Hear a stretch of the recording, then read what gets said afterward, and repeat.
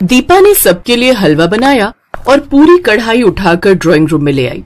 उसके सास ससुर को थोड़ा अजीब तो लगा, पर उस समय उन्होंने सोचा कि शायद नई नई बहू है तो घबराहट में उसने ऐसा किया होगा। अरे दीपा भाभी, आप तो हलवे की पूरी कढ़ाई उठाकर ले आए। कोई बात नहीं मेघा, चलो तुम भी हलवा परोसने में भाभी की मदद करो।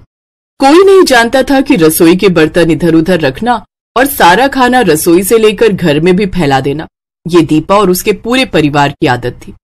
ये तो जब दीपा ससुराल में रहने लगी तब सबको उसकी इस आदत का पता चला।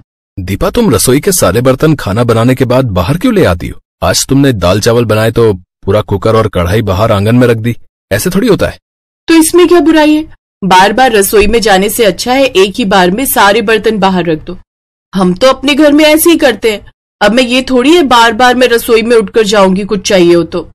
सबके बार बार टोकने पर भी दीपा ने अपनी आदत को नहीं सुधारा। एक दिन दीपा के सास ससुर कहीं बाहर गए हुए थे। वहीं दीपा खाना बनाकर हॉल में बैठी हुई थी। तभी कुछ मेहमान आ जाते हैं। नमस्ते बेटा, आशा बहन जी घर पर नहीं है क्या? माँ बाबूजी किसी जरूरी काम से बाहर गए हैं। ऐसा है बेटा, हमारे बेटे जो है राहुल की शादी है। ये शादी का कार्ड है और मिठाई का डिब्बा। माँ पापा से कह देना कि सबने शादी में जरूर आना है। तभी आनंद भी कमरे से बाहर आ जाता है। नमस्ते अंकल जी, नमस्ते आंटी जी, आइए बैठिए ना। दीपा, अंकल आंटी के लिए कुछ चाय नाश्ता? नहीं नहीं बेटा, मुझे लगता है आप खाने के लिए बैठे हो, फिर कभी आएंगे। अच्छा, शादी में सबने पहुंचना है, मम्मी पापा को बोल देना। कार्ड देने आए पति पत्नी अजीब सा मुंह बनाकर वहां से चले गए। दीपा की सास अगले दिन पड़ोस वाली के साथ बातें कर रही थी। क्या बात है आशा बहन, सुना है तुमने तो पूरे घर को रसोई बना दिया है। कल मिस्टर शर्मा और उनकी पत्नी तुम्हारे घर कार्ड देने आए थे ना? हाँ आए तो थे, क्या हुआ? वही बता रहे थे कि तुम्हारे घर जब कार्ड देने गए तो उनसे खड़ा भी नहीं हुआ गया। तुम्हारी बहू ने पूरे ड्राइंग रूम को रसोई बनाकर रखा हुआ था। जिधर देखो उधर खाने के बर्तन फैले हुए थे। मुझे तो मिसेस शर्मा ही बता रही थी, बोली उन्हें तो बहुत प्यास भी लगी थी, पर वहाँ तुम्हारे घर उन्होंने पानी भी नहीं पिया क्योंकि तुम्हारे घर में उनका रुकने का मन ही नहीं था। ऐसे कौन खाना खाता है आशा बहन? मैं बहू से इस बारे में बात करूंगी। अच्छा मैं चलती हूँ।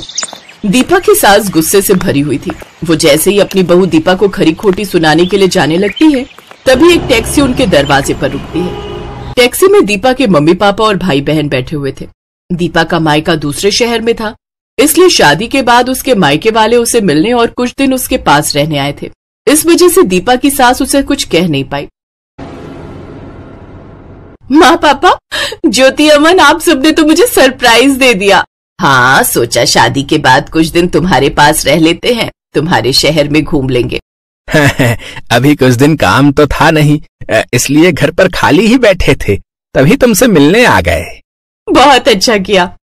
दीदी, बहुत जोरों की भूख लगी है, कुछ बढ़िया खाने को मिल जाए तो मजा आ जाए। दीपा दीदी, मैं तो आपके हाथों के गरम गरम छोले भटूरे खाने के लिए तरस गई। मम्मी तो बनाती ही नहीं है।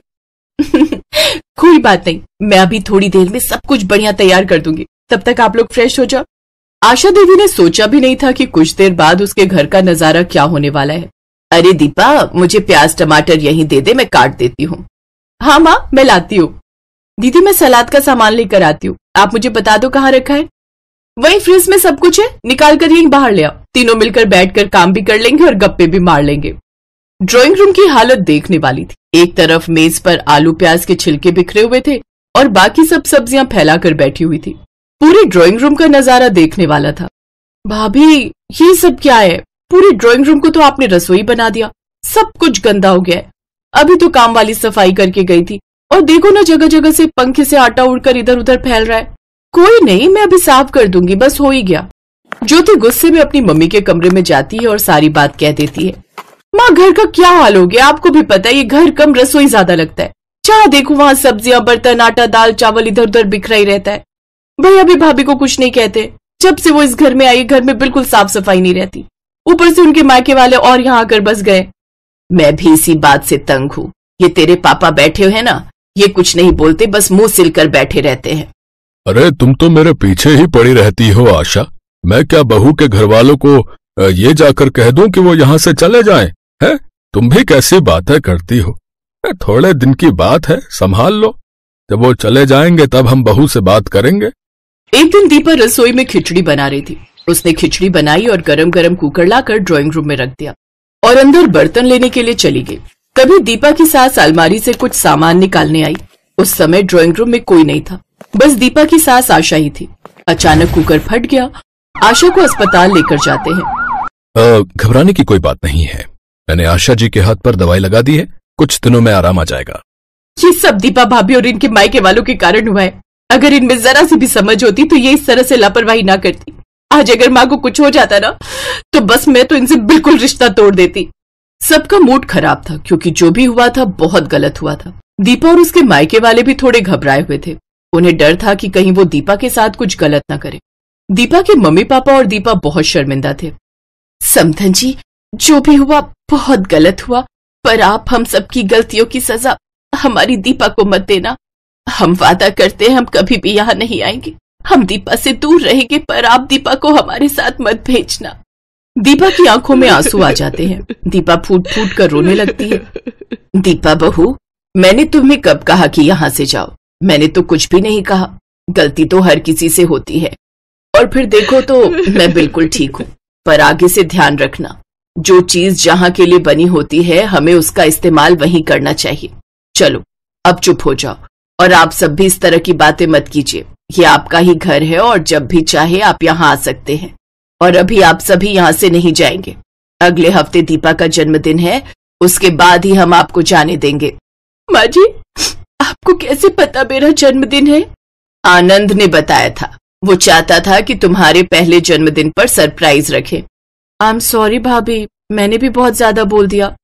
अब दीपा ने रसोई का खाना घर में फैलाने की आदत छोड़ दी। अब वो जो कुछ भी बनाती रसोई से ही थाली में परोस कर लाती, जिससे उसकी लाइफ में सब कुछ ठीक हो गया।